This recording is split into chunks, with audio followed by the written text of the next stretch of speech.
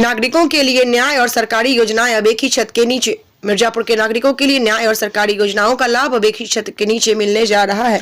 जिला विधिक सेवा प्राधिकरण की ओर से आगामी 22 फरवरी 2026 को जनपद में एक भव्य मेगा विधिक सेवा शिविर का आयोजन किया जा रहा है। न्यायाधीश पल्लवी सिंह ने जानकारी देते हुए बताया कि इस मेगा कैंप में लगभग 44 सरकारी विभागों के स्टॉल लगाए जाएंगे। चाहे आयुष्मान कार्ड बनवाना हो, आवास योजना का लाभ लेना हो या दिव्यांग जनों के लिए सहायक उपकरण, सभी योजनाओं का एकीकरण कर मौके पर ही पात्र लाभार्थियों को लाभान्वित किया जाएगा। इतना ही नहीं, इस शिविर का मुख्य उद्देश्य सुलह समझौते यानी मीडिएशन को बढ़ावा देना भी है।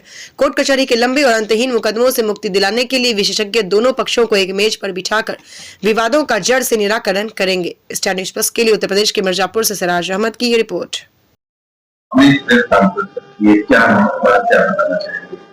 देखिए, जिला विधिक सेवा प्राधिकरण के बारे में आप सब जानते हैं कि हम यहाँ पे जुडिशरी की तरफ से जितनी भी योजनाएं हैं और इसके अलावा जितनी भी लाभकारी योजनाएं हो सकती हैं हमारे जनमानस के लिए, उसके लिए हम काम करते हैं। कोई इंसान विधिक तौर पे सहायता चाहता है या किसी भी तरह की सहायता, उसे कहीं और किसी और योजना का लाभ नहीं मिल रहा है या कुछ भी है, तो हमारे पास आ सकता है। तो उसके लिए जितना भी प्रयास किया जा सकता है हम करते हैं। लोगों को ज्यादा से ज्यादा न्याय पहुंचाने और लाभ पहुंचाने का कार्य हम करते हैं।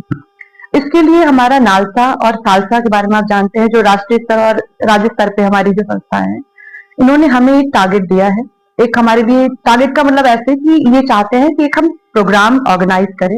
ये है मेगा शिविर है जो कि 22 फरवरी को लगाया जा रहा है मिर्जापुर में, और ये हर जिले में किया जा रहा है।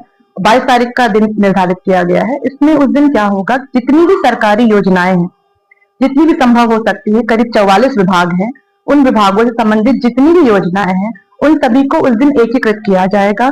सभी योजनाओं का लाभ उस एक दिन में सभी को दिया जाएगा। जितने भी लाभार्थी चिन्हित होंगे उन सबको उस दिन हम लाभान्वित करेंगे। जो भी योजनाओं का लाभ उन्हें देना है उनको हमारे मंच से प्रदान किया जाएगा। और जितने भी विभाग हैं वो सभी अपने अपना स्टॉल लगाएंगे। उनको हम एक स्पेस देंगे जहां वो स्टॉल लगाएंगे।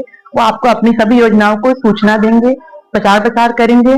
उसके अलावा जो ऐसे लोग हैं जिन्हें उस तरह की योजनाओं का लाभ नहीं मिल पाया है, कुछ समस्याओं से ग्रसित हैं, तो उनके लिए उनको वहां उस दिन चिन्हित भी किया जाएगा, उनकी समस्याओं का समाधान भी किया जाएगा और आगे आने वाले दिवस में भी उनको लाभ का प्रदान किया जाएगा। ये एक दिन के लिए है। ये सिर्फ एक दिन के लिए लगाया गया है 22 तारीख को, लेकिन जैसा मैंने कहा कि उस दिन भी हम लोगों को चिन्हित करेंगे। तो जो भले कैंप हो एक दिन के लिए, लेकिन जो उसकी पीछे की मंशा है वो आगे भी जारी रहेगी। ज्यादा से ज्यादा लाभ देने का प्रयास किया जाएगा। जैसे आप जो भी सरकारी योजना का लाभ आप नाम ले सकते हैं, जैसे महिला एवं समाज कल्याण में जो चल रही योजना है, जैसे कि मान लीजिए आयुष्मान कार्ड हो गया, या महिलाओं को जो भी जिस तरह की सुविधाएं दी जाती है वो हो गया। विकलांग हैं उनको जो प्रोस्थेटिक लेग वगैरह दिया जाता है, साइकिलें दी जाती हैं। और मान लीजिए जो गरीब लोगों के लिए आवास की सुविधा दी जा रही है, उनको आवास देने का जो कार्यक्रम है, या इस तरह से जो भी किसानों को जो लाभ प्रदान किए जाते हैं, आप जिन भी योजना का नाम ले सकते हैं वो सभी योजनाओं का लाभ 22 तारीख को 22 फरवरी 2026 में। जी जी, देखिए ये तो हो गया 22 तारीख का। इसके अलावा हमारे ऑनरेबल सुप्रीम कोर्ट के द्वारा एक पहल चलाई गई है जिसमें नालसा की तरफ से हमें डायरेक्शन दिया गया और सालसा हमारी इसमें पूरी तरह से हमें पूरा उन्होंने गाइडलाइन दिया हुआ है। इसमें यह है कि मीडिएशन के बारे में कहा जा रहा है, लोगों को जागरूक करना है और मीडिएशन को हमें ज्यादा ज्यादा बढ़ावा देना है। मीडिएशन का मतलब हुआ सुलह समझौता। क्या होता है, जब दो पक्षों में कहीं ना कहीं कोई अनरेस्ट होता है, कोई विवाद होता है, तभी वो आते हैं न्यायालय में। और विवाद का हम यहाँ पे पूरा प्रयास करते हैं। भाई, मुकदमे का एक तरीका है, सीपीसी सीआरपीसी को फॉलो किया जाता है, उसके बाद मुकदमे होते हैं, वो आगे चलते हैं। तो ये एक बहुत लंबा प्रोसेस हो जाता है कई बार, क्योंकि बहुत तरह की चीजें बीच में आती हैं।